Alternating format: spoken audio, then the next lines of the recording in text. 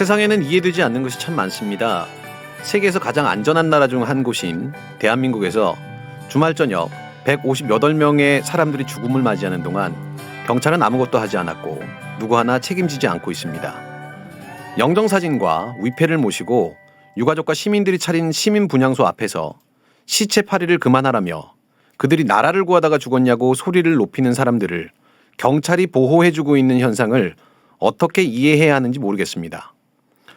분향소를 찾은 대한민국 총리가 그들과 악수를 하고 수고하십니다라고 인사하는 국가를 어떻게 이해해야 하는지 모르겠습니다.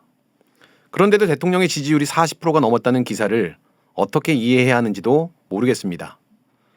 전 정권의 수사를 위하여 총력을 다하고 있는 서해 공무원 피살 사건과 관련해 질문이 생겼습니다.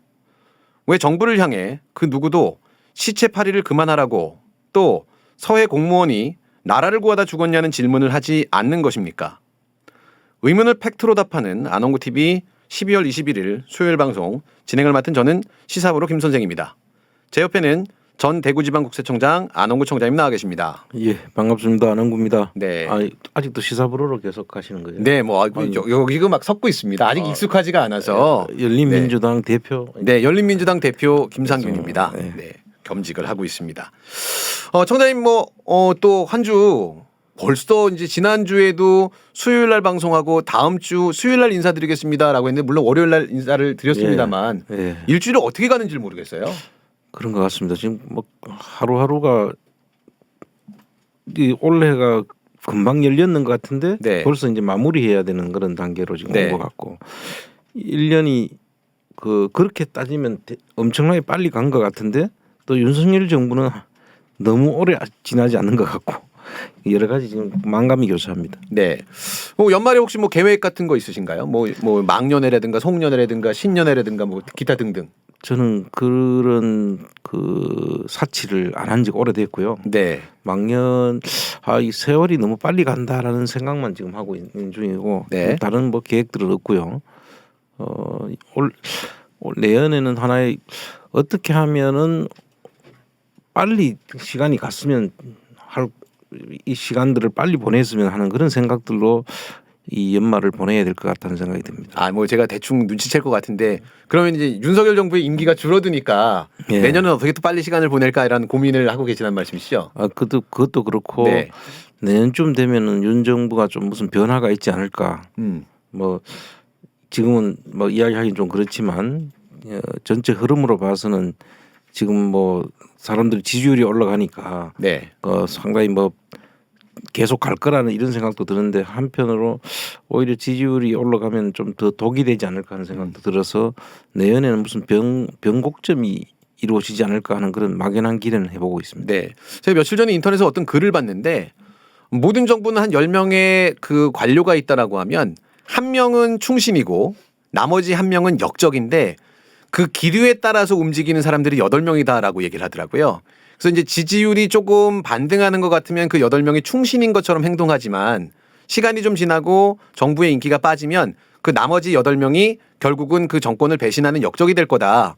예전에 박근혜 정부에서 김무성이 그랬었고 유승민이 그랬었고 이준석이 그러지 않았냐라는 글을 봤는데 말씀하신 것처럼 내년도 좀 지지율이 좀 올라가는 반등 추이긴 합니다만 내년쯤 되면 그 8명이 아마 윤석열 정부를 팔아먹는 역적으로 변신할 수도 있지 않을까라는 기대를 저도 좀 가지고 있습니다. 저도 그런 기대를 하고 있고요. 지금 현재 그 지지율이 지금 어떤 데는 40%가 넘었다라고 지금 이야기를 하고 있지 않습니까? 그런데 그 어떤 부분을 이야기를 하고 있냐면은 그 반대하는 지지율을 지지하지 않는 세력이 58%가 60%에 육박하더라고요. 그거는 이야기를 안 해요. 근데 40% 이상이 넘는다 이렇게만 하고 60%가 육박하는 그 반대쪽 그 여론은 전혀 이야기를 안 하는 게 지금 현재 문제라고 생각하고 있고 40%라고 하더라도 저는 이 40%가 우리 그때 한번 이런 이야기를 한 적 있잖아요. 어디까지 내려갈 것이냐. 그 한 24% 정도의 그 지지율을 더 이상 내려가기 어려울 것이다. 왜 항상 그런 정도의 세력은 그 보수파에 있다. 그런데 보수 쪽에 보면 이런 거 있잖아요. 왜 좋으냐라고 물었는데 대통령 모른다라는 이야기를 했어요. 네. 그 지금도 그 세력들은 그대로 있다는 거죠. 뭐 모르면서 왜 좋은지도 모르면서 그 윤석열 정부를 지지한다 이렇게 이야기하는데 어떤 부분을 지지하느냐? 나는 몰라. 이런 건 참 있을 수 없는 일인 것 같은데 네. 그게 지금 우리나라에서 지금 일어나고 있어요, 사실. 네. 좀 말씀 중에 죄송한데 제가 눈치를 못 채고 있다가 이 뒤에 있는 촛불 배경이랑 우리 목도리가 너무 잘 어울리는 것 같아서 그래요? 갑자기 이제 목도리가 눈에 확 들어오는데 이 보라색이라고 봐야 되는 거죠? 아니요, 이게 보라색이 아니고 네. 이게 뭐 보라색 이게 종류네. 원래 이게 그 미남 아니면 잘 안 어울리는 색깔, 소화하기 되게 힘든 색깔이거든요, 이게. 저는 이제 제가 어울린다고 생각 안 하고 그냥 해주는 대로 그냥. 아침에 이렇게 매가지고 매준 대로 지금 하루 종일 그냥 계신 건가요? 그러면? 그렇습니다. 제가 이 변화를 싫어해가지고. 네. 근데 되게 이런 말씀드리기 근데 되게 잘 어울리시고 되게 귀여우세요. 그래요? 네, 그래서 오늘 겨울 남자 안홍구 청장님이랑 같이 윤석열 정부의 지지율을 얘기하고 있었습니다. 근데 이제 뭐 보통 언론에서는 평가하고 있는 게 노조와 MBC 같은 언론을 강경 진압을 하고 있는 게 도리어 지지율 반등하는 데 도움이 됐다라고 평가들을 하고 있거든요. 이 점은 어떻게 생각하시나요? 그것도 뭐 틀린 이야기는 아니라고 생각을 해요. 그 이제 이 보수 쪽에서 그 차마 보수 쪽이긴 하나 지지를 못했던 사람들이 있었는데 그나마 이제 뭐 좀 자기들이 원하는 방향이잖아요. 네. 이 노조를 탄압하거나 네. 언론을 지금 직접적으로 이렇게 그 탄압하는 것을 보면은 우리는 볼 때는 저렇게 할 수 없을 텐데 저렇게 할 수 있나라고 하지만 그 보수 쪽에서는 그렇게 해주기를 바라는 사람도 있을 수 있거든요. 네. 그런데 그게 한계가 있다는 거죠. 그러니까 지금 더 이상은 올라갈 수 없는 그런 거고 뭐 나는 무조건 지지를 한다는 그런 왜 좋아하는지도 모르고 지지하던 그 세력들하고 합해 보면 지금 이 어느 정도 지지율은 올라가는 것은 뭐 맞을 수 있는데 근데 그게 거기까지다. 네. 그렇게 봐야 된다고 저는 봅니다. 예, 뭐 일단은 여론조사 여러 가지가 이제 나오고 있는데 뭐 리얼미터도 40%가 넘고 또 다른 데서 조사는 뭐 42.5%까지 나오고 있는데 응답률을 제가 좀 봤어요. 예. 근데 응답률이 0.8%더라고요. 그래요. 그러니까 일단 기본적으로 사람들이 응답하지 않고 있다라고 하는 건 분명히 보이는 것 같고 또 여론조사 추이에서 조금 주목할 만한 부분들이 기존에 우리 기성세대들 같은 경우에는 20대에 대해서 굉장히 좀 폄하하는 정치적인 감각도 없고 참여도 하지 않는다라고 하면서 20대 개땡땡론 뭐 이런 것도 사실은 많이 얘기가 됐었거든요. 근데 일부 여론조사를 보니까 20대를 제외하고 전 연령층에서 윤석열 정부 지지율이 올라갔어요. 그런데 이렇게 보시면 되잖아요. 그때 20%대도 있었고 네. 그때도 한 60% 정도 때에는 반대가 있었어요. 네. 여론이 그렇게 해서 나눠져 있는데 그 사이가 사실은 비어 있었죠. 네. 그런데 그 사람들이 이제 그 보수 성향을 가진 사람들인데 그 동안엔 차마 그 윤석열 정부에는 그 동의를 못했던 사람들이 네. 있다고 보는 것이고요. 지금 40%대가 뭐 30%에서 40%대를 왔다 갔다 한다고 치고라도 지금 윤석열 정부에 대해서는 이미 판단이 나는 이미 내려졌다고 봅니다. 네. 윤석열 지금 현재 대통령을 사람들이 지지하는 것은 정말 힘든 거라고 저는 보거든요. 네. 이 윤석열 정부를 지지한다는 것은 이 사람들이 자기들의 희망을 섞어 가지고 이 정부가 가야지 자기한테 이익이 될 수가 있기 때문에 지지를 보내는 것이지 정말 윤석열 씨가 좋아 가지고 지지를 하고 있지는 않다고 저는 보고 네네. 있습니다.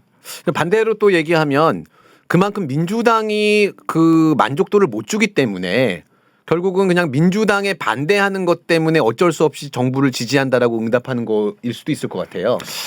근데 사실 민주당은 지금 현재 입장이 야당이잖아요. 네.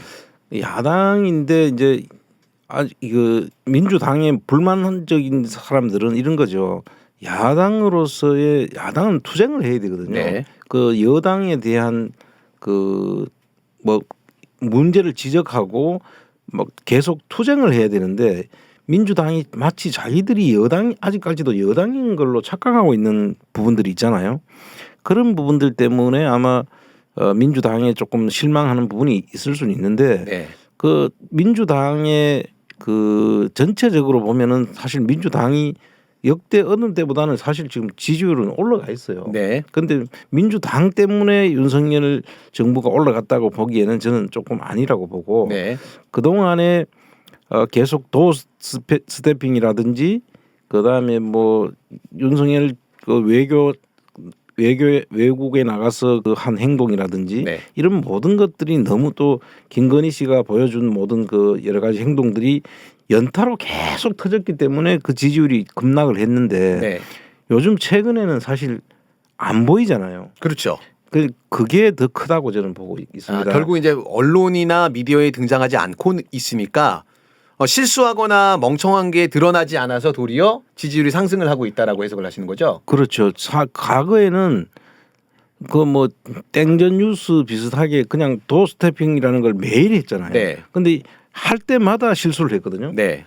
그리고 김건희 씨가 하는 행동도 보면 뭐 돋보이려고 한다고 하는 것이 모든 게 국민들의 그 눈을 거슬렸다고요, 사실은요. 그런 행동들이 우리 눈에 거의 다 비쳤는데 지금은 최근에는 뭐 어떤 그 부분이 있었는지 모르지만 거의 조금 요즘 뜸해요, 사실. 네네네. 그것이 나는 지지율을 올린 가장 큰 요인이 아닐까 지금 그렇게 생각합니다. 이 잘해서 그런 게 아니라 자기를 어떤 행위를 잘 해서가 아니라 네. 부작위를 함으로써 그걸 반사적인 이익을 얻고 있다 이렇게 보는 거죠. 네네. 그런 면에서 이어보면 대통령 신년 기자 간담회를 취소할 예정이다라고 하는 게 이해가 되는 것 같아요. 예, 그렇죠. 최근에 이제 지지율이 올라가고 있는 게 나타나지 않기 때문에 올라갔다라고 그 대통령실에서 판단했다라고 하면 만약에 신년 기자회견이나 이런 것들을 하면서 또 실수하게 되면 다시 지지율이 그 떨어질 테니까 이런 변수를 안 주려고 하는 노력일 수도 있을 것 같네요. 저도 요 신년 기자회견을 뭐 보류, 뭐 연기, 뭐 이런 이야기가 나오던데요. 네. 사실 대통령이 연초에 국민들을 상대로 기자회견을 해서 내가 어떻게 나라를 이끌어 가겠다라고 하는 것은 이거는 너무나 당연한 일이었고 역대 어느 대통령도 안 하지 않았던 일이란 말이에요. 그런데 그거를 지금 지난 며칠 전에 그 국정과제 점검회의인가 뭐 하면서 거기 또 뭐 리허설을 했느니 안 했느니 하면서 지금 문제가 있었지 않습니까? 근데 그 리허설을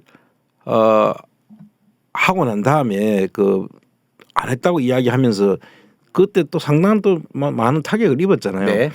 여러분 너무 잘 아실 거예요. 아마 윤석열 씨 같은 경우는 자기가 어떤 대본 안 보고 이야기를 할 수 있는 능력이 안 되잖아요. 네. 그리고 무슨 이야기를 질문을 했을 때 리허설 없이 그냥 내가 그 아무런 대본 없이 이야기를 할 수 있는 그런 입장이 안 되기 때문에 아마 기자회견을 하려고 하면 그 엄청난 그 힘이 들 겁니다. 아마 내가 볼 때 그 공부도 해야 되고 그 좋아하는 술도 안 마셔야 되고 하니까 그래서 그런 부분들을 고려하고 또 안 하면 안 할수록 지지율은 올라가니까 지금 최근에 지금 하는 걸 보니까 그쪽으로 지금 방향을 잡을지 않나 그렇게 생각이 드네요. 근데 그 말씀하신 것처럼 그 국정과제 그 뭐 발표를 할 때 YTN에서 그 리허설하는 영상을 찍어서 돌발 영상에서 내보냈었잖아요. 예. 근데 그걸 가지고서 바로 대통령실에서 법적 조치를 하겠다라고 협박을 하고 또 YTN에서는 그 영상을 내리고 또 관련 기자들을 문책할 것처럼 지금 얘기를 하고 있거든요. 인사 조치를 지시했다 그러네요. 이게 무슨 그 대통령실이 모든 언론에 뭐 기자들까지 인사 조치까지 이야기를 하고 그 편집권 자체를 감나라 배나라 이렇게 하는 것은 이게 참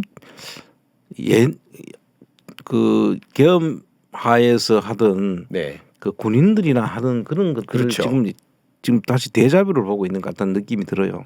특히 YTN 같은 경우에는 또 지금 주식을 공기업에서 그 보유하고 있던 주식들을 올해 안으로 다 처분한다라고 그러면서 지금 이거를 마치 뭐 시장에다가 내놓는 것처럼 얘기하는데 결국은 한경에서 살려고 하는 것 같더라고요. 그 쉽게 말하면 환경이 이제 정경련이잖아요. 정경련에서 이제 하려고 하는 것 같은데 이제 이것도 지금 이재명 그 민주당 대표가 내놓은 법안 중에 민영화 방지 법안 있죠. 민영화를 그 국회에다 보고하지 않고는 못하도록 하겠다는데 그 법을 빨리 통과시켜야 될 것 같고요. 그렇게 하면은 이것도 그 민영화를 막을 수 있는 그런 딜이 될 것 같은데 이게 지금 그 얼마에 팔릴지는 모르지만 네. 지금 YTN이 시총이 한 3천억 정도 돼요. 네. 그 시총이 3천억이라면은 그 한 30% 정도 되는 거니까 한 1,000억 정도가 네. 있어야 살 수 있는 거잖아요. 근데 실제로 YTN의 대충 그 자산 전체를 우리가 평가를 해봤을 때 한 7천억 정도 재산이 된다고 해요. 네. 그러니까 저평가되어 있는 주식이라는 거죠. 네네. 그러면 우리 그 안홍구 총장님이 나서 갖고 YTN은 우리 겁니다라는 프로젝트 해가지고 이렇게 또 돈 모아서 사면 안 될까요? 그 주식을? 그런데 이제 이게 만약에 우리가 1,000억을 모은다고 쳤을 때 뭐 2천억, 3천억 주고 사겠다고 전경에서 나오면 우리는 거기에 따라가면서 할 수는 없는 거죠. 아, 그러니까 이게 단가를 높여버리면 그렇습니다. 우리가 다스 주식을 살 때는 네. 그게 마침 상속세를 물납으로 해서 캠코에 그것이 나왔는데 그것도 한 19% 정도가 나와 있었거든요. 네네. 그런데 그거를 어떻게 했는지 정말 그때는 운이 그 돼 가지고 3%씩 이렇게 나눠 가지고 쪼개져 있었고 쪼개서 팔겠다고 했어요. 네네. 그게 기회가 돼 가지고 우리가 했던 것이지 이거는 지금 그 30%가 나오는데 네. 30%가 한 1,000억 정도 되죠. 지금 네. 이제 시총으로 보면. 근데 그게 경영권 프리미엄까지 붙여 가지고 하면은 그보다 더 올려서 사야 되는데 타켓이 없는 상태에서 우리는 돈을 모금을 해서 사야 되잖아요. 네. 그게 좀 힘든 게 모금을 하는데 그럼 우리가 1,500억을 모았어요. 그런데 네. 정경련에서 우리 돈밖에 없는 사람들이죠. 그 사람들. 그렇죠, 그렇죠. 그럼 뭐 2천억 주고 사겠다, 3천억 주고 사겠다고 해버리면 우리는 아무런 그 따라가지를 못하는 거죠. 따라가지를 그렇죠? 못 이제 이런 효과는 있겠죠. 그러되면은 마사회라든지 한전이 가지고 있는 지분을 주식을 비싸게 파니까 팔 수는 있는 공기업에 이제 그런데 그것 때문에 우리 국민들이 돈을 모아가지고 그런 일을 하기는 너무 그렇죠, 힘든 거죠. 현실적으로는 불가능하다라는 저도 말씀이신 생각을 안 해본 건 아닌데 이게 근데 사실은 제가 이 말씀을 드리는 게 우리 총장님하고 저하고 인연이 그래도 몇 년이 됐잖아요. 그렇죠. 예. 근데 몇 년 전에 우리가 그 저녁 자리에서 이런 얘기를 했었거든요. 예. 그래서 국민주를 모집을 해서 YTN 지분이 시장에 나올 건데 그거를 시민 방송으로 받을 수 있다면 참 좋겠다라고 하면서 우리 그 저녁 자리에서 조금 고민을 이해했던 게 기억이 나서 말씀드린 거였거든요. 그때만 해도 정부는 문재인 정부였고요. 맞습니다. 네. 문재인 정부에서 이 YTN이라는 그 종편이 이 언론에 완전히 기울어진 그 지형을 만들어 놨는 거를 네. 그나마 YTN이라는 회사를 통해 가지고 우리가 살 수 있었고 그 당시만 해도 시총이 1,000억 정도밖에 안 됐어요. 네네네. 그러니까 그때는 30% 살라고 하면 400억 밑으로 살 수 있는 거였잖아요. 살 수 있는 네. 거였고 또 그러고 제일 그 중요한 것은 문재인 정부에서는 이거를 어떤 정견련이라는 특수한 어떤 그런 집단한테 넘기지는 않을 수도 있고 하니까 우리가 그런 생각을 해봤던 것인데 지금 환경이 많이 박혀 있죠. 네. 아 근데 그럼 시가총액이 그렇게 올라갔으면 당시에 우리가 모금을 해서 300억 주고 샀으면 지금 한 3배 정도 이익이 나 있는 상황이네요. 그런 거죠. 그럼 이제 국민주를 모금했을 때 배당도 할 수 있는 뭐 상황이 될 수도 있고 이익을 돌려드릴 수도 있는 거고. 이제 배당은 이제 주식 가격에 관계없이 네. 이제 배당은 이제 그 배당은 그의 이익이 생겼을 때 단기 순이익에서 이제 세금을 내고 남았는 거를 이제 주주들한테 배당을 할 수 있는 것인데 이게 어쨌든 주식 가격 자체는 올라갔을 거 아닙니까? 네.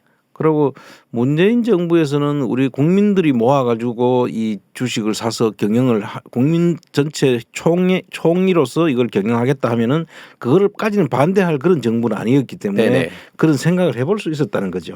그런데 지금은 어느 지금 특정한 그런 정경련 같은 그런 돈 많은 집단들 그리고 보수 우익화되어 있는 그런 방송으로 해주겠다고 하고 지금 저렇게 하는데 그게 우리가 산다고 해도 우리한테 오지도 않을 뿐더러 돈으로 경쟁을 해가지고는 할 수 없는 그런 일이 된다는 거예요. 네. 근데 지금 이제 언론을 장악하려고 하는 시도 뭐 얘기로 이어지고 있는데 그러다 보니까 저는 계속 이제 데자뷰처럼 그 겹치는 게 MB가 계속 보여요. 예. 그러니까 MB 정부에서 종편을 만들면서도 시작됐던 게 처음에는 종편이 그 영향력 없을 거야라고 했었는데 결국은 지금 이번 대선에서 윤석열 정부가 출범될 수 있었던 것도 그 종편의 영향력은 사실 대단했던 걸로 보이거든요. 그렇습니다. 예. 근데 그 MB가 올 연말에 거의 나올 것 같다라고 얘기들을 하더라고요. 그 MB하고는 저하고는 악연이 좀 그러니까요. 있잖아요. 예. 근데 이게 참 이 선거를 지니까 네. 이제 모든 게 지금 이렇게 지금 그 연쇄적으로 이런 반응을 하는데 사실 MB를 사면하는 것은 두고 나중에 이제 그 용을 먹을 짓인데 네. 지금 윤석열 정부의 그 구성을 자세히 보시면은 네네. MB 정부에서 있었던 그 세력들이 네. 거의 다 지금 들어가 있어요. 애초에 인수위 때부터 그랬었죠. 인수위 때부터 네네. 그랬고 지금 소위 말하는 그 윤핵관이라고 알려진 사람들 있잖아요. 네. 그 사람들이 다 MB맨들이에요. 네. 그러니까 그 MB 정부에서 그 윤핵관들이 그 다 발탁이 됐거나 요직에 앉아 있었던 사람들이 다시 이제 윤핵관으로 등장해서 지금 하는 거기 때문에 그리고 윤석열 씨 같은 경우는 처음에 국힘당에 무슨 아무런 적이 없었잖아요. 그렇죠. 뭐 인재 뭐 풀 자체가 없으니까. 그러니까 이제 뭐 어떻게 보면 국힘당은 사실 역대 그 국힘당에서 커가지고 대통령이 된 사람은 거의 없잖아요. 전부 다 네. 영입해가지고 되는 네. 사람들이 많았죠. 뭐 굳이 따지자면 박근혜 씨 정도가 원래부터 국힘당에 그도 이해창 씨 때 박근혜를 그 영입을 했는 네. 셈이죠. 그리고 나머지 다 보시면은 그 어떤 당에서 이렇게 밑에서부터 커 올라가 가지고 이 성장한 그런 정치인이 아니라 그 국힘당이 필요할 때마다 사람들을 뭐 스카우트 하다시피 해서 대통령을 만들어내는 그런 뭐랄까 할까요? 바지 대통령 개념인 거죠. 스카우트 대통령인데 또 잡으면은 그 사람들이 때로는 그 들어오면서 그 당을 이용하기도 하고 네. 당에서 그 사람들을 이용하기도 하면서 서로 이해관계를 맞춰가는 그런 정당으로 우리 그렇게밖에 안 보이잖아요. 네. 그래서 그런 사람들끼리 모여 있다 보니까 MB도 뭐 그런 케이스로 돼 있죠. 사실 MB도 국힘당으로서 그 옛날에 국회의원 한번 하긴 했지만 네. 종로에서 또 그때도 문제가 있어가지고 그만둔 정치인은 아니었단 말이죠. 네. 그 현대건설에서 그 월급쟁이 하던 사람이 네. 그 정주영한테 뭐 잘 보여가지고 그 돈을 좀 만지면서 뭐 자기 다스도 저렇게 네. 나무 이름으로 해놓고 했던 그런 사람들인데 마치 그때 시대적으로 이 경제가 중요하다고 하는데 그거를 딱 그 하고 그때 국힘당에서 영입을 했죠. 네. 결국 그런 케이스로 전부 다 이제 대통령이 되다 보니 윤석열 씨도 마찬가지죠. 네. 검찰이 지금 대통령이 된 적이 한 번도 없는데 그 문재인 정부에서 사실 좀 모든 것이 좀 그 제대로 정부답게 그 자기 역할을 못한다는 그런 평가를 등에 업고 국힘당에서 윤석열을 이제 그 영입한 그런 케이스라고 봐야죠. 그 지금 이제 MB가 그래서 뭐 사실은 윤석열 정부를 만들었다라고 하는 뭐 루머도 있을 정도로 MB 쪽 인사들이 인수위 때부터 활동하고 지금 뭐 윤석열 정부의 대부분이 이제 MB 쪽 라인 사람들인데 그럼 이제 이명박이 사면되는 거는 사실은 시간 문제였었던 것 같아요. 사면하려고 지금 그 형집행 정지를 저렇게 오랫동안 밖에 내놓고 네. 병원 형집행 정지가 그 내용을 보면은 그 건강상의 이유란 말이죠. 그렇죠. 근데 집에서 지금 잘 지내고 있잖아요. 네. 이건 완전히 국민들을 속이는 건데도 네. 뭐 국민들이 지금 여론조사도 또 해보면 여론조사는 MB 사면하면 안 된다는 여론이 훨씬 높아요. 그렇죠. 한 60% 정도 됩니다. 그렇죠. 그런데도 불구하고 지금 사면을 하려고 하잖아요. 네네. 근데 그 사면권은 유일하게 대통령한테만 대통령한테만 있단 있고. 말이죠. 그러니까 뭐 거기에 대해서 한다면 하는 그런 역사적인 평가를 할 수밖에 없는 거지. 네. 뭐 하는 거를 우리가 말릴 수 있는 방법은 현재는 없는 거죠. 네. 근데 이제 그 끼워 맞추기를 좀 하려고 하는 것 같아요. 그래서 이제 뭐 김경수 지사 얘기도 나왔었고 이전에 한명숙 총리 얘기도 나왔던 것 같은데 근데 한명숙 총리는 거론되고 있다가 지금 안 되는 이유가 추징금 7억 원이 남아 있기 때문에 그 추징금을 완납하기 전에는 사면 복권을 못 한다라고 얘기를 했는데 그럼 MB는 추징금을 다 안 내지 않았나요?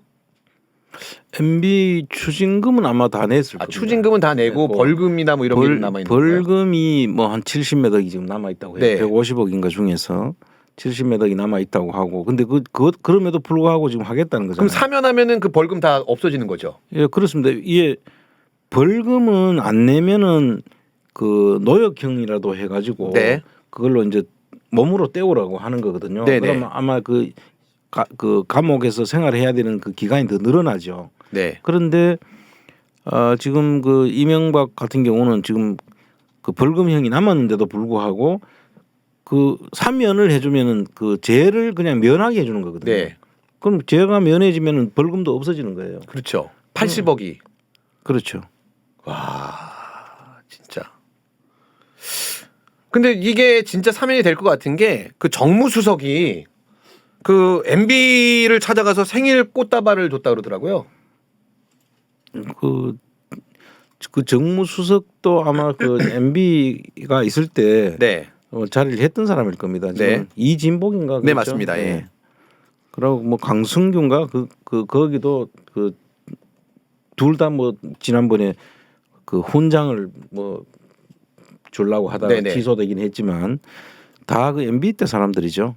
근데 저는 이제 개인적으로 이제 우리 아까 처음에 윤석열 정부의 지지율이 상승했던 이유 중에 하나가 이 화물연대나 MBC 같은 노조를 강경 진압하면서 그걸 싫어하는 사람들이 보수 쪽이다라고 하면 그 사람들이 더 많이 윤석열 정부를 지지하도록 만드는 효과가 있다 그랬잖아요. 네.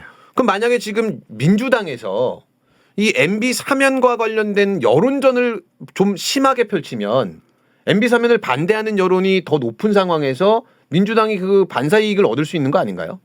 당연히 그렇죠. 그렇죠. 그렇게 해야죠. 근데 지금 민주당에 지금 보면은 그런 이야기를 한 사람도 하는 사람이 없죠. 그러니까요. 그러니까 민주당이 지금 이 모든 부분에 있어 가지고 약간의 그 내부에서 지금 이재명 대표 자체를 흔드는 지금 그런 경향들이 지금 보이잖아요. 네. 그러니까 그런 내분이 있는 상태에서는 이렇게 단일 대우로 모여가지고 저런 이야기를 정말 좋은 이슈잖아요. 네. 온 국민들이 다 반대하고 박근혜 사면하고는 또 다른 측면이 있는 거거든요. 맞습니다. 예. 그 이명박에 대해서는 지금도 아직도 60% 이상이 지금 반대를 해요. 네. 그런데 그거를 지금 그냥 그렇게 좋은 호재를 민주당이 그냥 넘기고 있는 그런 상황이기 때문에 네. 지금 그런 부분들이 지금 민주당이 지금 욕을 먹는 그런 이유이기도 합니다. 그럼 이제 청장님은 만약에 이제 그 판단하시기에 우리 청장님 같은 경우에는 이명박 재산 추적기도 뭐 작성하실 정도로 그 숨겨놓은 재산 찾기의 전문가이신데 사실 그 이명박 재산을 지금 다 못 찾은 상태잖아요. 그렇죠. 그러면은 이명박이 만약에 사면돼서 나오면 그 돈을 도로 어쨌든 간에 국내로 들여와서 마지막 순간까지 그 자손 대대로 떵떵거리면서 잘 살면서 즐기다가 가게 되는 거잖아요. 지금 저 이명박 재산을 우리가 하다가 잠깐 지금 감옥 가는 순간에 모든 것이 다 된 것처럼 네. 이렇게 국민들한테 그냥 네네. 알려져 있는데 우리 쉽게 이야기하면은 다스는 누구 겁니까라고 해가지고 다스는 이명박 거다라는 거를 법원이 판결을 했어요. 네. 그러면 이제 저거는 공식적으로 이명박 것이 된 거예요. 네. 근데 아직도 명의는 누구 거로 돼 있냐면은 그 죽었는 그 김재정이라는 처남하고 네. 이제 그 상속이 돼 있겠죠. 네네. 그 아들이나 또는 뭐 자기 처남 댁인가 네. 그 사람 이름으로 돼 있고 그 다음에 이상은이라고 하는 이명박 형 이름으로 네. 돼 있단 말이에요. 아직 그 사람 살아 있으니까. 그 사람들 걸로 돼 있다는 거는 이 명의 신탁으로 해놨기 때문에 우리가 나무 이름으로 이 부동산이나 주식을 명의 신탁을 해놓으면은 증여 의제를 합니다. 네. 의제 증여라고 그러죠. 실제로는 증여한 것이 아닌데 증여를 한 것으로 간주하는 네. 이런 법이 있거든요. 그러면 거기에 대해서 지금 조치를 해야 되는 거예요. 네. 국세청에서 이게 증여 의제를 했기 때문에 여기에 대해서 가세를 하는 방법을 연구를 하고 거기에 대한 그 집행을 해야 되는데 네. 전혀 안 하고 있죠. 네. 이제 그 부분이 하나 있고 그 다음에 그 다스가 저게 현재 한국에만 범사가 있고 네. 외국에 없는 게 아니라 현대 자동차가 나가 있는 외국에 다 들어가 있죠. 8개인가 9개인가 돼요. 그 지사가. 네. 거기에 전부 다 나가서 왜냐하면 차가 출고가 되려 그러면 시트는 항상 그렇죠, 들어가야 그렇죠. 되니까 시트 없는 차가 나갈 수 네. 없으니까 다 현대차는 다 거기서 나간단 말이죠. 그럼 그 회사들은 전부 다 그 다스 본사에서 돈을 대 가지고 만들었던 회사고 네. 거기서 돈을 벌었다 하더라도 연결 점제표를 다 이쪽으로 들어와야 되는 거거든요. 근데 그거에 대해서 지금 이름이 계속 바뀐다고 제가 주장을 여러 번 했잖아요. 네. 그 아들 이름으로 바뀌고 다른 사람이 명의로 바뀌어 가지고 지금 그 회사가 전부 다 분리되고 있는데 다른 기업처럼 바뀌어버린 거죠. 그리고 밖에 이제 없는 사람이 소유하고 있는 것처럼. 그 실질적으로는 이명박 건데 그렇죠, 그렇죠. 그게 다른 사람 명의로 이제 실질적으로 분리돼 가지고 네. 나가는 것처럼 되니까 그 대표적으로 이제 미국 예를 하나 들어보면 미국에 A라는 회사가 있었어요. 네. 그 A라는 회사를 이제 다스의 자회사가 됐잖아요. 네. 그럼 그거와 비슷한 회사를 B라는 회사를 하나 만듭니다. 만들어서 A하고는 거래를 점점 줄여 나가고 네. B라는 회사로 거래를 자꾸 늘리고. 늘리는 거죠. 똑같은 회사입니다. 회사는. 네. 그 이름만 다른 거죠. 네, B라는 이름으로. 네. 그러면 이제 그 회사가 커지면서 이거 A는 사라지는 없어져 거죠. 버리고. 그런 방법으로 해가지고 이게 회사를 넘기는 그런 과정들이 있었거든요. 그거에 대해서도 조사를 해야 되는데 지금 전혀 안 하고 있는 거 하고 그런 것들을 다 모으면은 다스라는 회사는 엄청나게 좋은 회사인 거예요. 네. 그런데 그런 부분들에 대한 찾는 것도 지금 안 하고 있고 그리고 그 당시에 우리가 이명박 재산으로 보이는 부동산들을 엄청나게 찾았어요, 사실은. 네. 전국에 그냥 전국에 어마어마하게 엄청나게 많아져요. 예. 그 부분에 대해서도 전혀 지금 그 확인하거나 그 뒤에 그 찾아내는 조치를 그냥 이명박이 감옥에 가는 그 순간에 다 끝났어요. 끝난 것처럼 얘기하니까. 네. 그러니까 이거를 지금 이야기를 하는데도 없고 하려고 생각도 안 하고 있는 거죠. 네. 그 전부 다 그냥 그렇게 지금 허지부지하면서 그 사람들이 지금 계속 은닉을 하고 숨겨져 있어도 그 법원에서 다스는 이명박 거라는 그거 하나 외에는 다른 것들은 지금 아무 조치도 안 돼 있는 거죠. 네. 그러니까 저희가 이제 또 이 말씀을 드리는 게 오늘 뭐 이 과거 얘기를 많이 하게 되는데 예전에 또 저녁 식사 자리, 그 우리 저녁 식사 자리에서 많은 얘기가 오고 온 것 같아요. 예. 그 청장님이 무슨 말씀을 하셨냐면 이 이명박도 마찬가지고 최순실도 마찬가지인데 이 사람들의 돈을 뺏지 못하면 언제든 이 사람들은 다시 부활해서 다른 사람으로 등장을 해갖고 똑같은 일들을 반복한다. 이런 말씀을 하셨었거든요. 실제로 그런 일들이 지금 일어나고 있다고 봐야죠. 네. 지금 윤석열 정부가 그 이 태동한 것도 네. 그거하고는 그 무관하지 않다라고 생각하는 것이 네. 그때 마지막에 이제 제가 이게 국민들의 관심이라는 게 참 중요하잖아요. 네. 그때 제가 한참 그 이명박 재산 추적할 때도 그때 저한테 제보가 들어오는 게 그 이명박 그 재산으로 추정되는 그런 재산이 중국 그 싱가포르가 캐나다와 이제 그 조사 피난처를 몇 군데 돌아가지고 네. 그때 가 있는 데가 상해라고 했었어요. 네네. 상해에서 누가 그 관리를 하는 사람이 있다. 그 관리하는 사람이 이명박이 인수위 시절에 네. 이명박 정부 인수위 시절에 그 한국 그 투자공사라고 있습니다. 네. 투자공사에서 돈을 2조 5천억 몰빵했다가 1조 8천억을 날려먹은 사건이 있었어요. 네. 그 사건에 그 실제 그걸 했던 본부장이라는 친구가 네. 그 말레이시아계 학교인데 그 사람이 그 돈을 거기 가서 관리하고 있다. 그 이야기를 이제 제보를 받고 뭐 그 방송국하고 같이 이제 가기로 돼 있었는데 네. 그때 이명박 구속되면서 이 자체가 전부 다 없어져 버린 없어지니까 거예요. 그야말로 그냥 그 상태에서 끝이 나버린 거예요. 네네네. 모든 일이 그런 거죠. 우리 국민들의 관심에서 멀어지면은 네. 사실 아무도 조명을 안 합니다. 네. 그러니까 그걸로 했는데 마치 그 법원에서 판결 내려준 것만이 모든 것이라고 생각하는 거죠. 그리고 이명박 그 재산 그 검찰에서 특검을 하고 검찰에 수사를 했을 때 그게 제대로 한 것이 아니라 그 당시에 할 때 아주 옛날에 이미 다 그 특검 때 그 BBK 특검이라고 네. 이름했던 네네. 그 정호영 특검이 있었잖아요. 네. 그 특검 때 사실상 다 밝혀놓고 묻어놨던 거라고 봐야 네. 돼요.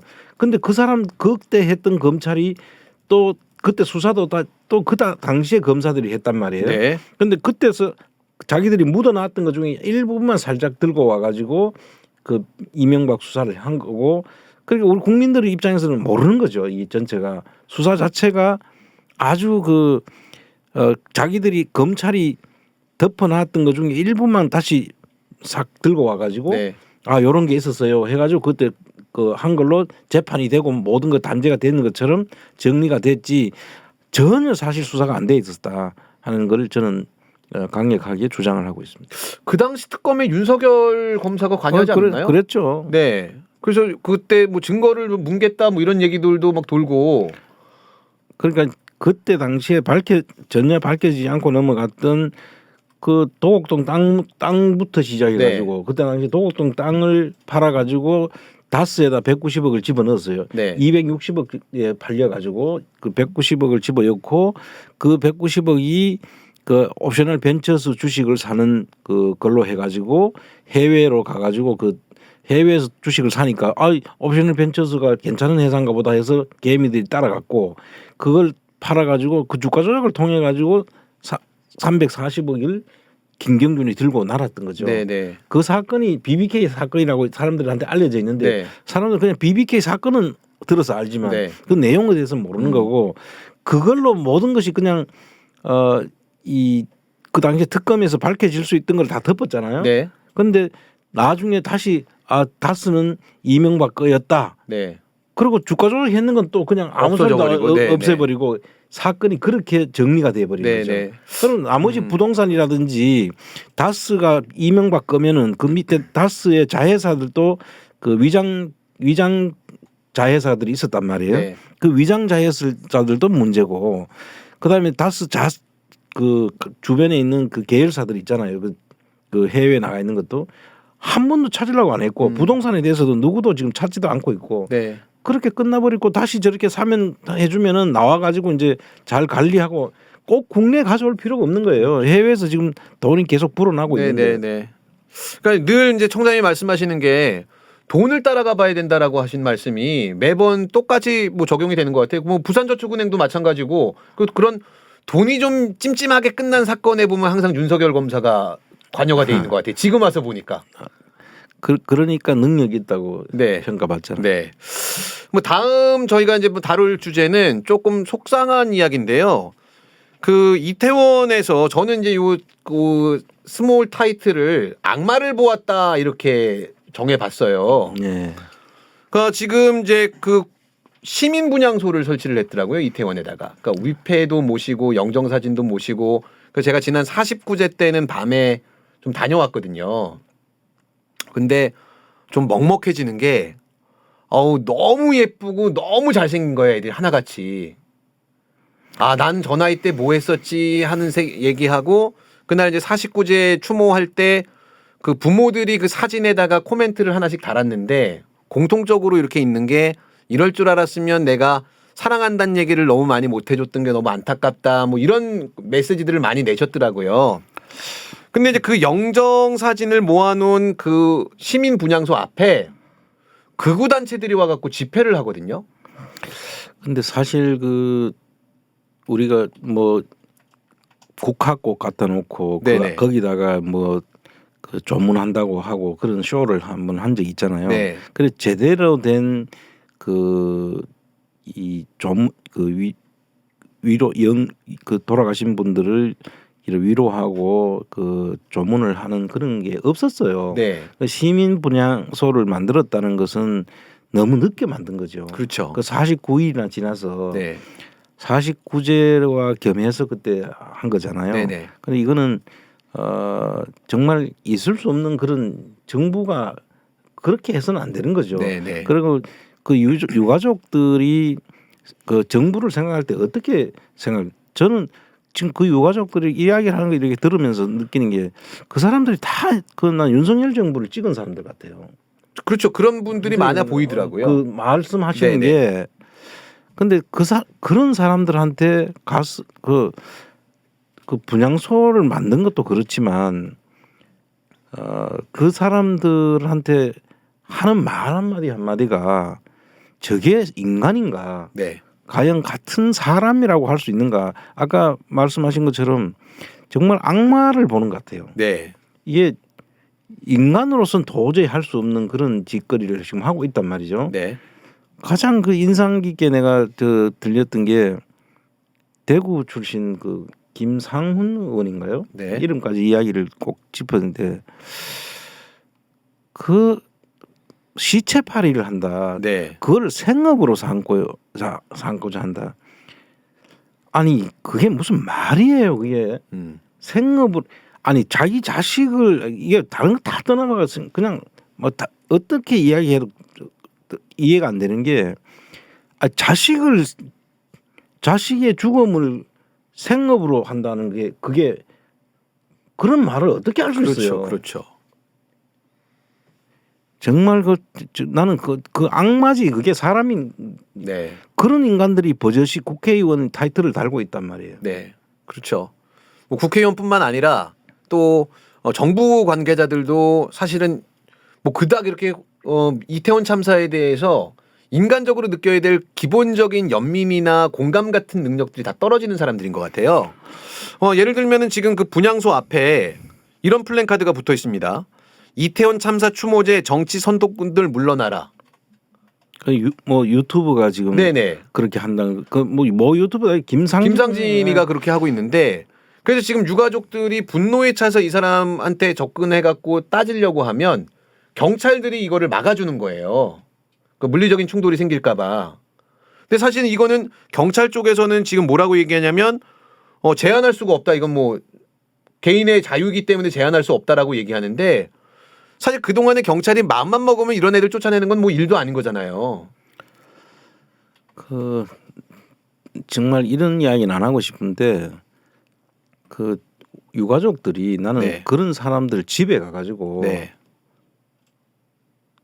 이 참 지금 전부 다 저거를 했는지 장례를 치렀는지 모르겠는데 옛날에 그런 적이 있었어요. 정말 그 장례 치르기 전에 이 웅구를 들고 가가지고 그 집에 들어가야 돼요. 네네. 그런 식으로 가서 거기 갖다 놓고 그 사람들의 그 정말 모든 생활을 할 수 없도록 만들어줘야 돼요. 네. 그 인간으로서는 그 똑같은 방식으로 대해주지 않으면 저런 인간들은 이해를 못 할 거예요.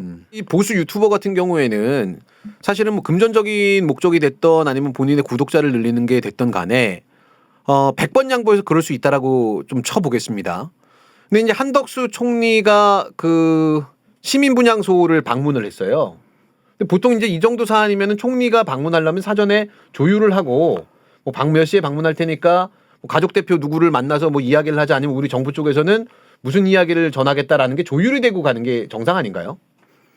아니, 정부의 그 국무총리라고 하면은 대통령 바로 직속이고 뭐 1인 지상 뭐 1인 지하 만인 지상이라고 하는 네. 그런 자리 아닙니까? 그럼 거기 갈 때는 충분히 유족들한테 그냥 개인 자격으로 이래 갔다 하는 이야기를 한다고 하는데 그 말이 안 되는 소리예요. 네.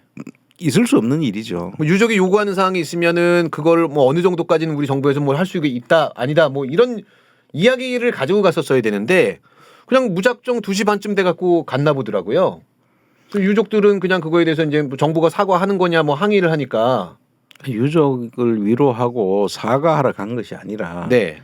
이게 지금 이 윤석열 정부에서는 이거를 사과를 한다는 것은 자기들이 책임을 인정하는 것이라고 생각하는 거예요. 네. 그러니까 그 한덕수가 개인적으로는 사과할 생각이 있었다 하더라도 하면 안 되도록 돼 있을 거예요. 네. 그래서 거기서 그런 행동을 할 수밖에 없었을 거고 네.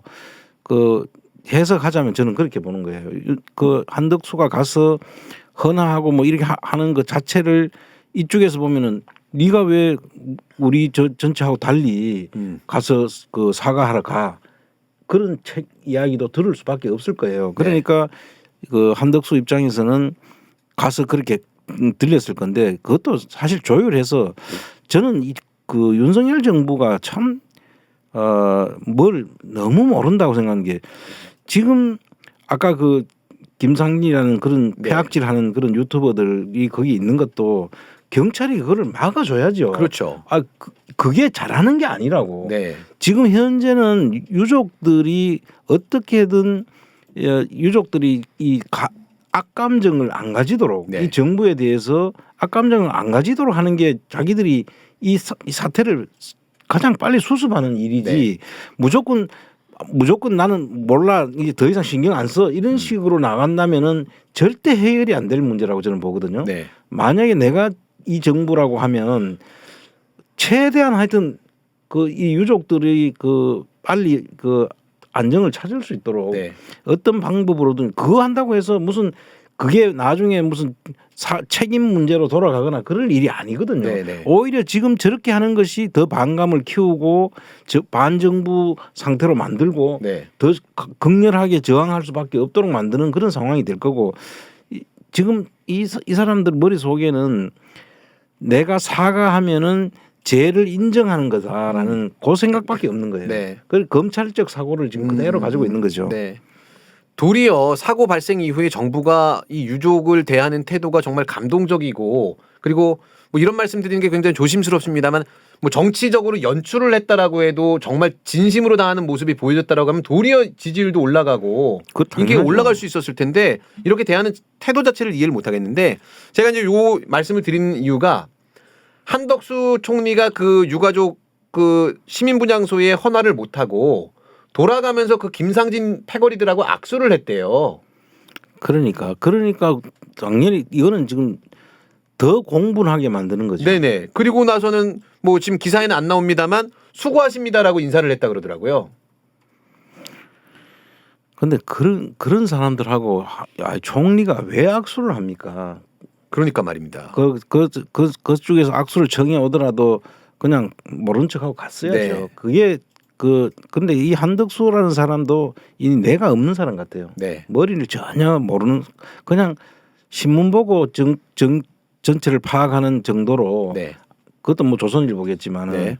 근데 이 사람의 그 정치적인 그 역량이나 이런 것이 없는 사람들을 그냥 해놓고 그야말로 그냥 뭐 연극 무대 연기하는 사람 같이 왔다 갔다 오락하면 가고 오고 가락하면 가고 하는 이런 정도의 인물밖에 안 되는 것 같고 어떻게 저 하나같이 그런 사람들만 모아가지고 있는지 정말 좀 다 싹 쓸어가지고 그냥 쓰레기통에 좀 버렸으면 좋겠습니다. 그러니까 이게 저는 그 사실 태도가 본질이다라고 생각을 하는데 그래서 한덕수 총리가 그 현장에서 헌화를 하지 못하고 이제 도로 다시 자기 차를 타고 갔을 거 아니에요. 네.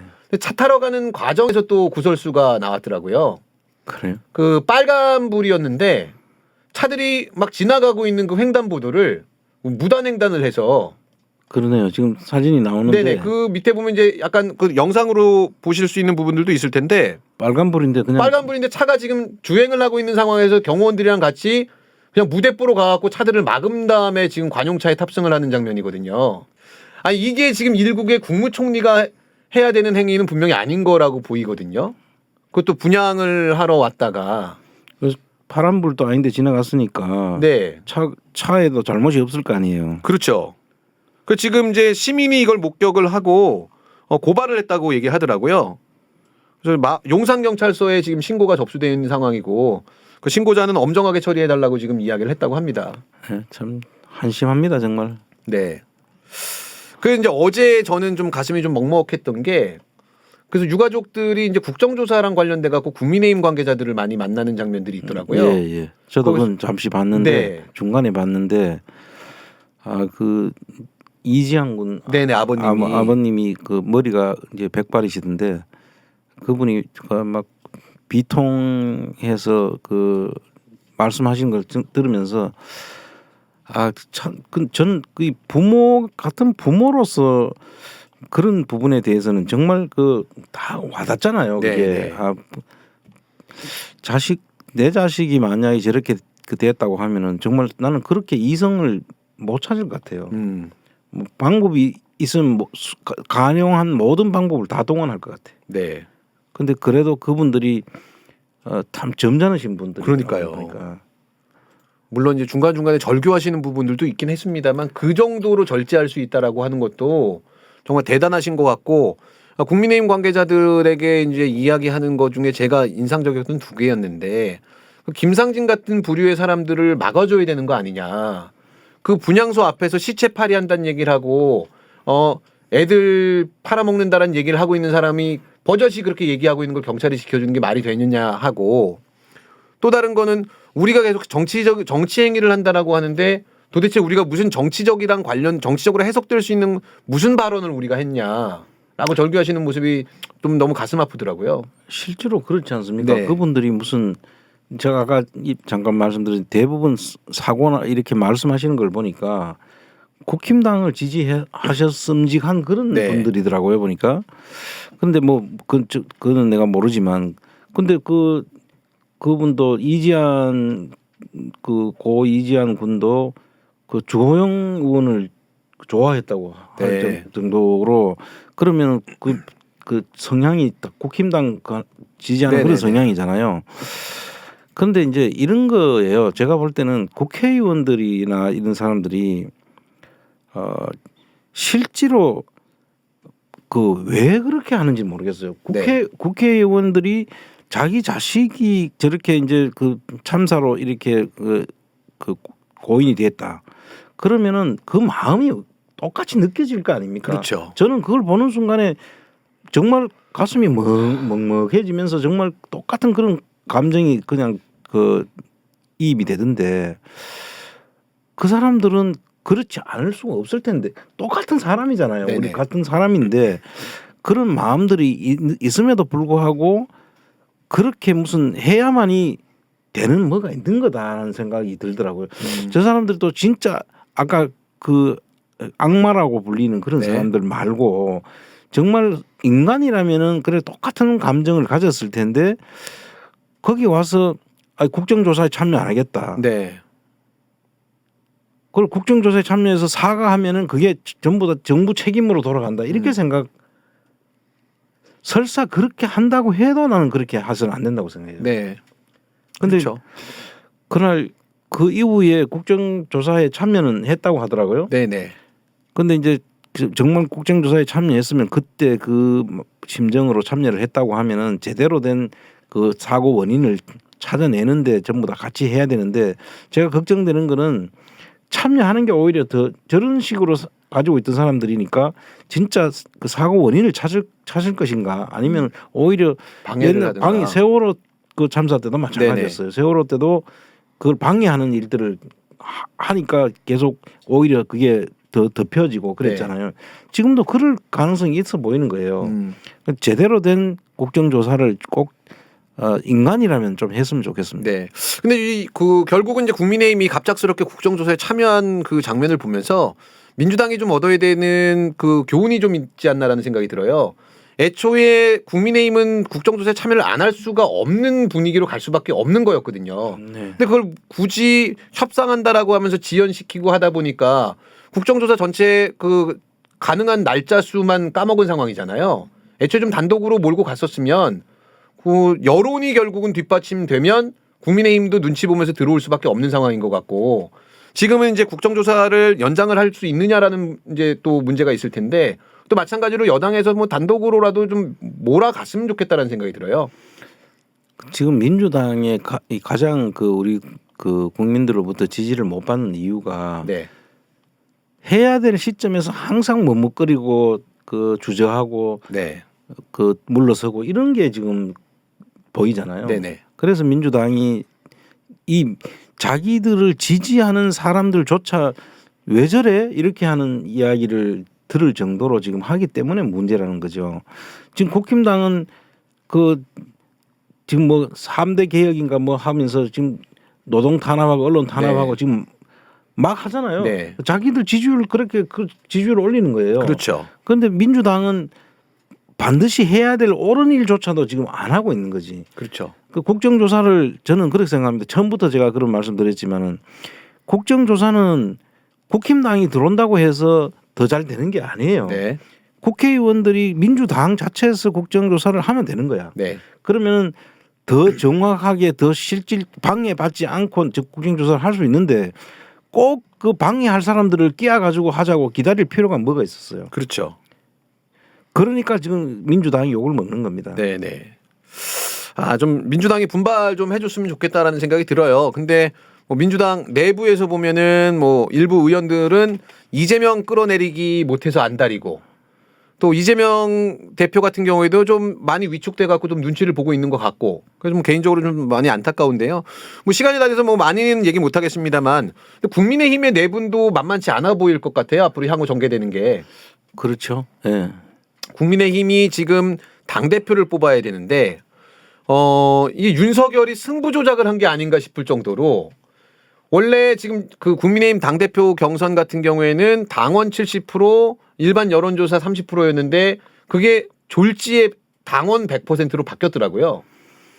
그게 이제 지금 이야기되고 있는 거는 유승민 씨를 네. 제거하기 위한 이제 그 작전이다. 네. 유승민 씨는 그거를 이렇게 이야기하더군요.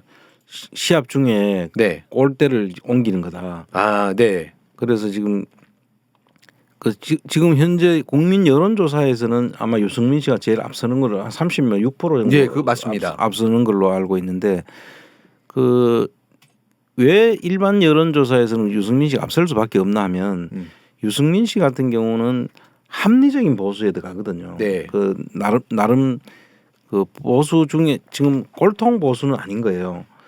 그 대구 사람임에도 불구하고 그래서 내부에서는 그 박근혜 정부에서도 박근혜 비서실장까지 했던 사람입니다. 맞습니다. 그럼에도 불구하고 박근혜가 잘못되는 거에 대해서는 바른 소리를 하니까 배신자로 낙인이 찍혀버렸죠. 네. 청와대 얼라들이라고 얘기하면서 그때 예. 이제 많이 그랬는데 사실 그때 그 십상시라고 불리는 사람들이 그 유승민 씨 말을 들었으면은 저렇게 탄핵되고 그러지는 않았을 거잖아요. 그 원조 사실은 박근혜 비서실장이잖아요. 네. 그런데 그런 사람이 옳은 소리 한다고 해서 대구 경북에서는 유승민 씨를 배신자로 낙인이 찍혀 있습니다. 그럴 정도로 했고 윤석열 정부에서는 지금 그 대통령 후보 경선 과정에서 네. 그 윤석열 씨가 가장 힘들어하는 천공에 대한 이야기부터 건진 이야기 그걸 유승민 씨가 사실은 이슈화 시켰죠. 맞습니다. 네. 그걸로 인해가 완전 찍혀버린 거죠. 네, 네. 윤석열 씨한테 찍힌 건지 김건희 씨한테 찍힌 건지는 모르겠는데 하여튼 찍히면서 경기도지사도 김은혜라는 사람을 보내가지고 그 경기도지사도 못 나가도록 만들어 버렸잖아요. 그런 상황인데 어쨌든 국민들의 눈에는 이 사람이 합리적인 보수로서 지금 그대로 놔두면 1위로 당 대표가 될 수 있으니까 윤석열이 그냥 두고 볼 수 없다 해가지고 아마 이거 윤석열 지시 아니고는 그렇게 갑자기 멀쩡한 그 당헌을 그렇게 고쳐서 하려고 하지 않을 거 아닙니까? 네. 그걸 100% 당원 투표로 지금 바뀌었다는 건데 그렇죠.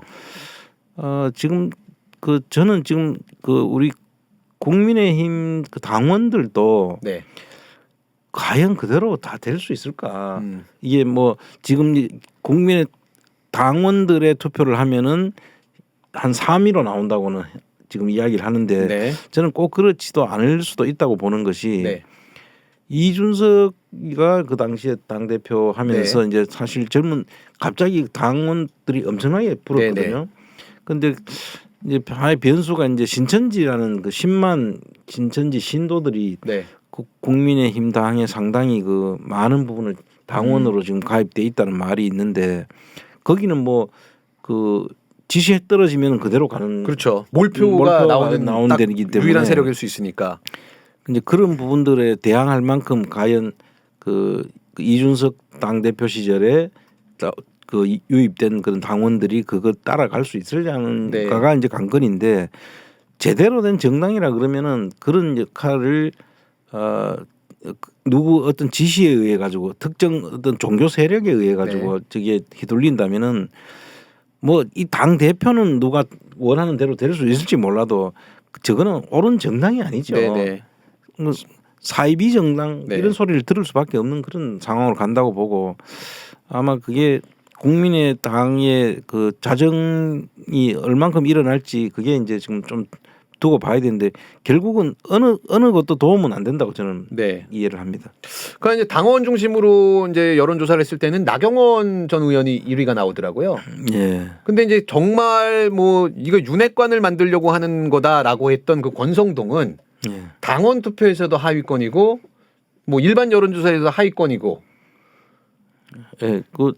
거기 안철수도 지금 또 등장을 하더라고요. 네. 안철수 같은 경우는 지금 그 인수위원장으로 만족해서 남을 사람은 아니잖아요. 네. 아마 아직까지 손가락은 자르지는 않았는 것 같은데 그 동안에 뭐 이 윤석열 정부에 대해서 좀 약간 비판적인 그런 견해도 지금 이야기를 하고 하는데 과연 그 사람한테 당 대표까지 주겠냐라는 그 지금 나오는 것도 봐서 되기가 힘든 것 같고. 그렇죠. 어쨌든 윤석열 친윤이라고 하는 세력들이 한 사람 나올 거고 그 중에 누가 됐든 간에 그 다음에 이제 유승민 씨가 계속 나올 거고. 그랬을 때 이제 안철수라는 사람도 그 친윤으로 들어가서 그냥 사라지지는 않을 것 같고 안철수도 나온다고 이렇게 이제 봐야 되지 않겠어요? 그랬을 때 이제 1, 2등이 누가 되느냐와 또 거기다 지금 이 사람들이 결선 투표까지 해가지고 도입을 했으니까 만약에 뭐 자기들이 지지하는 친윤 쪽이 2등이 되면 그 밑에 사람들 다 뭉쳐가지고 1등하고 결선에서 이기겠다는 그런 지금 꼼수를 부리고 있는 것 같은데 1, 2등이 다 친윤이 아니면 그건 어떻게 될까 그것도 생각이 드는 거죠. 그렇죠. 제가 봤을 때는 사실 계산하지 못하는 게 그러니까 누가 봐도 이거는 유승민 탄압이다라고 하는 게 보이기 시작했잖아요. 그렇죠. 그러면 도리어 유승민을 띄워주는 효과가 나올 수도 있다. 예상치 못하게. 그런 또 흥미진진한 결과도 나올 수 있을 것 같아서 국민의힘의 이 내부 전쟁을 보는 재미도 좀 쏠쏠하지 않을까라는 생각이 들었습니다. 내년 1월이죠. 3월 2말 3초. 2말 3초에 시작하지만 이제 본격적인 경기 들어가는 건 내년 1월 달부터 시작이 됩니다. 그 레이스가 시작될 텐데 1월 달부터 레이스가 시작되면 조금 빠르긴 하죠. 좀 이게 총선 정도만 가도 이 당원들의 생각이 좀 많이 다 바뀔 수 있는데 지금은 조금 정권이 그 출범한 지 얼마 안 됐기 때문에 아마 그 세력의 균형이 한쪽으로 이 국힘당은 보수적인 사람들은 힘의 원리에 따라가거든요. 어디에 힘이 있는지를 보는데 한 2년 정도 지나고 났다고 하면 조금 달라질 수 있는 꺾일 무렵인데 지금은 아주 그 대통령의 힘이 아직까지는 좀 건재하고 있기 때문에 그럴 수 있다는 생각이 드네요. 네, 오늘은 뭐 여러 가지 주제를 살펴봤습니다만 저는 개인적으로 이태원 시민분향소 이야기 계속해서 좀 가슴속이 먹먹한 그런 기억으로 남고 있는데 우리 지난 49제 때 제가 가봤더니 잊지 말아달라는 얘기를 가장 많이 유가족들이 하시더라고요. 그래서 끝까지 그 참사의 원인이 밝혀지고 책임자가 처벌될 때까지 우리 시청자 여러분들, 시민 여러분들 잊지 말고 계속해서 기억해 주셨으면 좋겠습니다. 전에 마지막 한 말씀 부탁드리겠습니다.